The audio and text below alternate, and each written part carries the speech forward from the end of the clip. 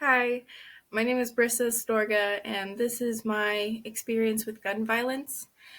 Um, on Wednesday, November 1st, 2017, I was a part of the Thornton Walmart shooting. I was an employee there as a cashier, and that day I wasn't supposed to go in, but I went in out of stubbornness, and throughout my shift, I decided to want to go home. So I talked to my manager, I talked to CSM, and that's when we first heard the pop. And it sounded like a balloon at first, and we were just like, okay. And my manager told me to go home. But that's when we heard the second and third pop, and we were kind of like, what's going on? So I walked over to where I was hearing the noises, and big mistake, because I ended up seeing uh, one of the victims laying on the floor, bleeding out. And that's when my instincts kind of kicked in. Um, Basically just telling myself to run.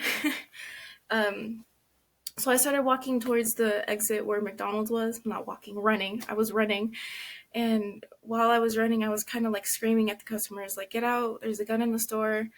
It's not safe." Like I was just panicking, and um, on my way out, I actually ended up tripping and falling really bad on my knee, and I couldn't get up. It was really hard to stand up, but a woman actually came back in the store, stood me up, and kind of like said, "Come on, honey, we can do it.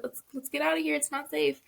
And that's when she passed me off to one of my other coworkers, and um, just stuff like this that happens. I think there should be more ways guns are controlled, and it's kind of weird how someone can just walk up into a building and start shooting at random people and killing them.